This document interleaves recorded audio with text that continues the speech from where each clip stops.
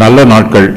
ஜீவனை விரும்பி நல்ல நாட்களை காண வேண்டும் என்று இருக்கிறவன் பொல்லாப்புக்கு தன் நாவையும் கபடத்துக்கு தன் உதடுகளையும் விலக்கி காத்து பொல்லாப்பை விட்டு நீங்கி நன்மை செய்து சமாதானத்தை தேடி அதை பின்தொடர கடவன். இந்த உலகம் துன்மார்க்கத்தினால் நிரம்பி இருக்கிறது. இதில் சமாதானம் இல்லை, சண்டையே உண்டு. இப்படிப்பட்ட உலகத்தில் நாம் சமாதானமாக ஜீவிக்க வேண்டும் என்றால் கர்த்தருடைய சித்தத்தின் பிரகாரமாக ஜீவிக்க வேண்டும். இந்த உலகத்தில் நாம் நல்ல நாட்களை காண வேண்டும் என்றால் என்ன செய்ய வேண்டும் என்று பேதுரு ஆலோசனை சொல்லுகிறார். சங்கீதத்தில் சொல்லப்பட்டிருக்கிற சத்தியத்தை பேதுரு இங்கு மேற்கோளாக சொல்லுகிறார். நன்மையை காணும்படி ஜீவனை விரும்பி நீடித்த நாட்களை அபேட்சிக்கிற மனுஷன் யார்? உன் நாவை பொல்லாப்புக்கும் உன் உதடுகளை கபட்டு வசனிப்புக்கும் விலக்கி காத்துக்கொள். தீமையை விட்டு விலகி நன்மை செய், சமாதானத்தை தேடி அதை தொடர்ந்து கொள். சங்கீதம் 34:12 முதல் 14 வரை.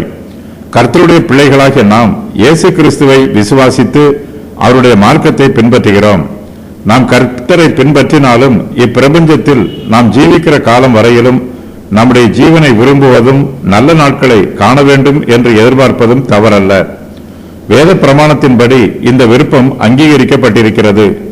நாம் இப்பிரபஞ்சத்தில் சமாதானமாய் ஜீவிக்க வேண்டும் என்றால் நம்முடைய நாவை பொல்லாப்புக்கு விலக்கி காத்துக்கொள்ள வேண்டும். நம்முடைய உதடுகளை கபடத்திற்கு விலக்கி காத்துக்கொள்ள வேண்டும். கர்த்தருடைய சித்தத்தின் பிரகாரம் நம்மை ஆளுகை செய்ய வேண்டும். நம்முடைய நாவும் பேச்சும் ஒழுக்கமாய் இருந்தால்தான் நம்மால் சமாதானமாகவும் சந்தோஷமாகவும் இந்த உலகத்தில் ஜீவிக்க முடியும். நம்முடைய நாவின் வார்த்தைகள் மற்றவர்களை குற்றப்படுத்தக்கூடாது.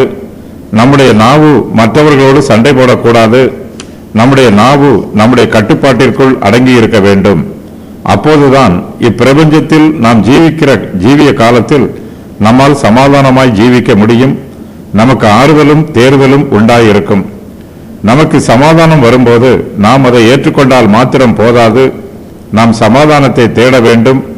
சமாதானம் நமக்கு மறுக்கப்பட்டாலும் அதை வாஞ்சையாய் தேடி கண்டுபிடிக்க வேண்டும். நாம் பொல்லாப்பை விட்டு நீங்க வேண்டும், நன்மை செய்ய வேண்டும்.